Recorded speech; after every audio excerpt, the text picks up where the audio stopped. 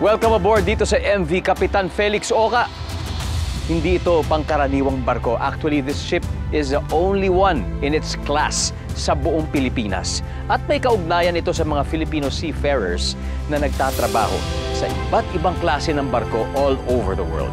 Maganda ang panahon ngayon, kaya masarap sa mata ang tanawin at sariwa ang simoy ng hangin. Pero paano kung nagtatrabaho ka sa barko at natsyempohan kayo sa gitna ng dagat na binabagyo?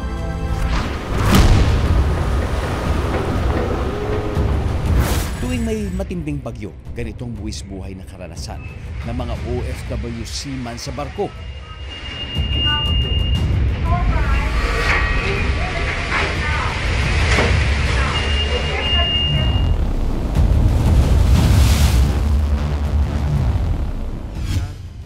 Gaya ni Joshua Villanueva, isang able-bodied seaman sa isang cargo ship na nasa Japan ngayon.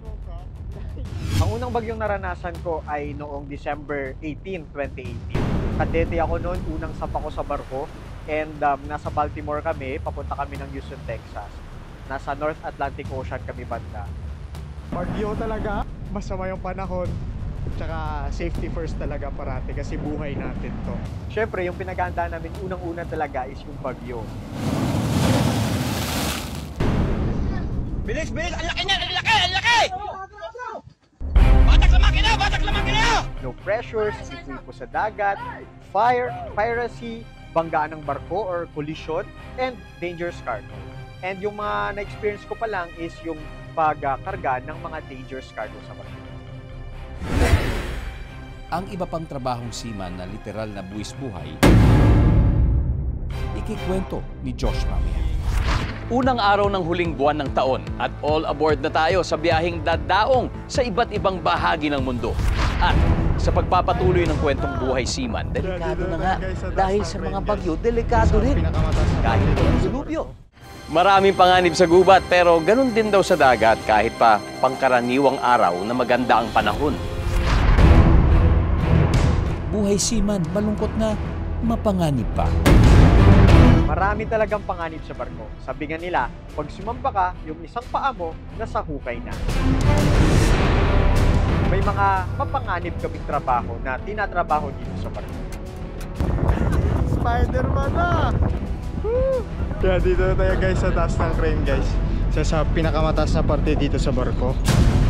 Nakasabit na ngayon tayo dito sa crane, nasa itaas pa tayo. Simula na ng pintura, so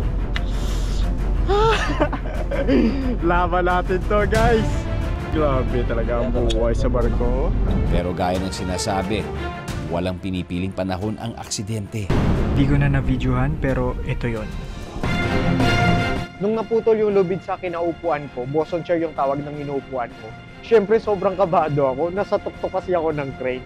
Pero panatag pa din ako. Nakahawak pa din ako sa railings dun sa taas ng crane. And meron akong safety harness tsaka safety line. Isa din sa pinakadelikadong trabaho sa barko ay ang pagtatrabaho sa enclosed space. Yun yung pumapasok kami sa mga tangke dito sa barko. Kasi may mga job orders din na tinatrabaho sa mismong loob ng mga tangke dito sa barko. Kaya naman laging kailangan ng lubos na pag-iingat. Yung iniisip ko, lalo na't ngayong magpapasko, syempre, namimiss ko yung pamilya ko. Iba din talaga yung pag nasa Pinas ka talaga magpasko, kasama yung pamilya mo. Sa pamilya ko sa Pilipinas, mahal na mahal ko kayo. Magkikita-kita tayo ulit soon pagbaba ko. Amazing! Mabuhay ka, Josh, at ang libo-libong Pinoy seafarer OFW heroes natin.